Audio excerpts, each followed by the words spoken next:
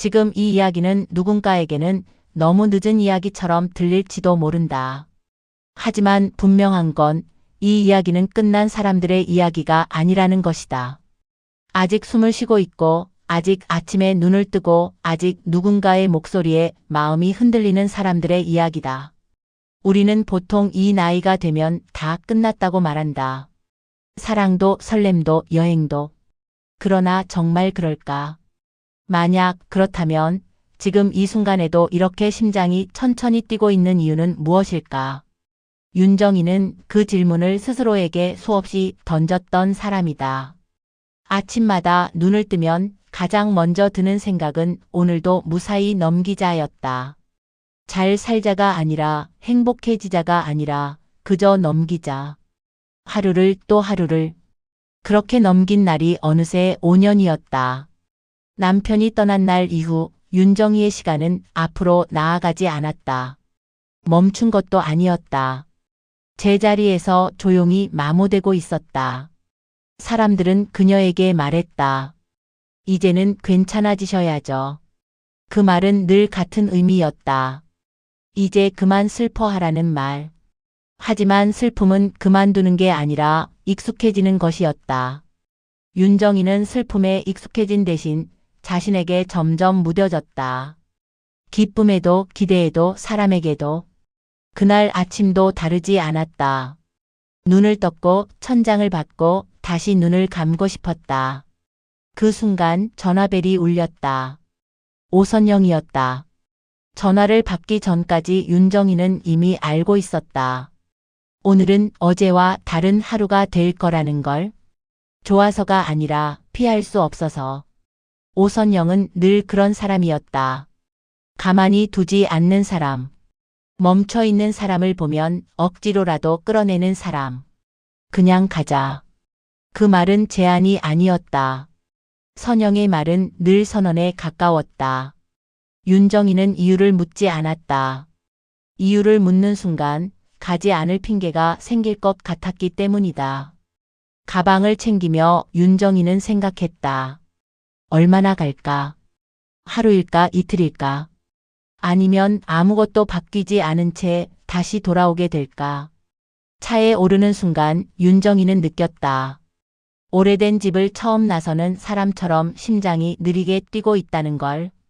이 여행이 자신의 인생을 바꾸지 않을 거라는 것도 이미 알고 있었다. 그럼에도 불구하고 떠난 이유는 단 하나였다. 지금 이대로라면 자신이 정말로 사라질 것 같았기 때문이다. 그리고 이 선택이 아직 알지 못하는 한 사람을 만나게 할 거라는 것도 그때의 윤정이는 알지 못했다. 인생에는 아무 일도 일어나지 않는 것처럼 보이지만 사실은 모든 것이 안쪽에서 천천히 무너지고 있는 시간이 있다. 아침이 오고 눈을 뜨고 다시 눈을 감고 싶어지는 순간. 윤정이는 그런 아침을 수없이 반복해 왔다. 남편이 세상을 떠난 뒤 사람들은 그녀에게 시간을 주었다.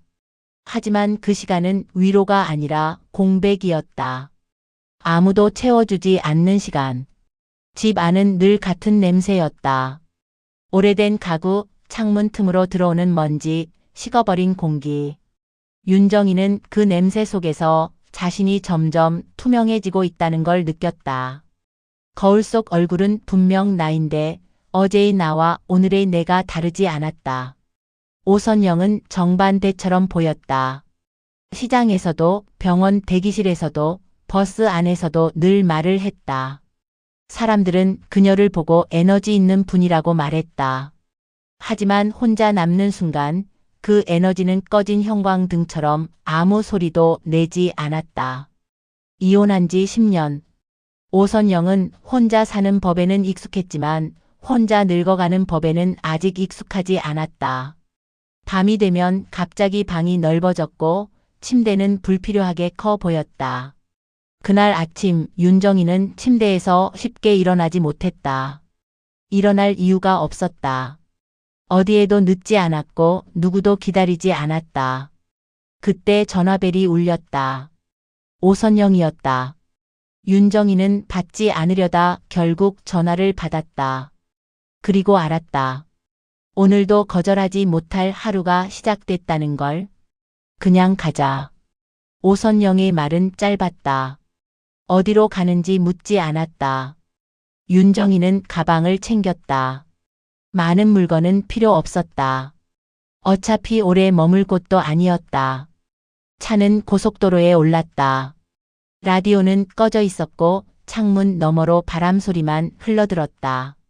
말이 없어도 괜찮았다. 오래된 관계는 침묵마저 대화가 된다. 첫 휴게소. 사람들 틈에서 그 남자를 만났다. 박영수.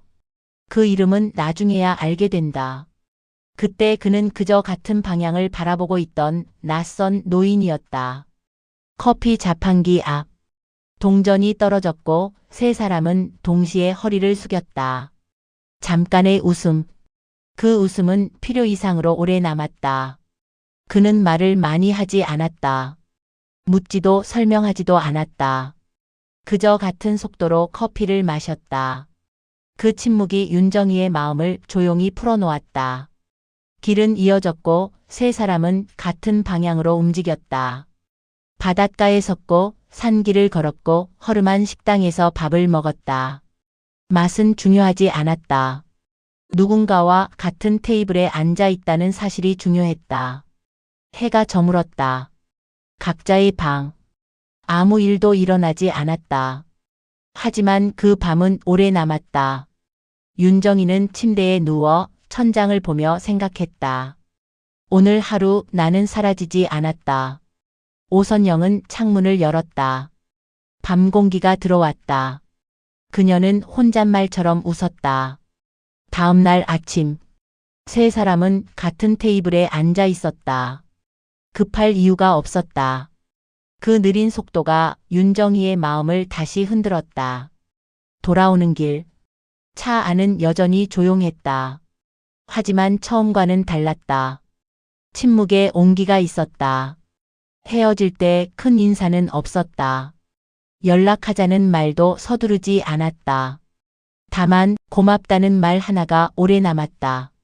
집으로 돌아온 윤정이는 불을 켜며 알았다. 집은 그대로였지만 자신은 조금 달라졌다는 걸. 며칠 뒤 짧은 메시지가 도착했다. 잘 지내시죠? 윤정이는 한참을 바라보다 답장을 보냈다.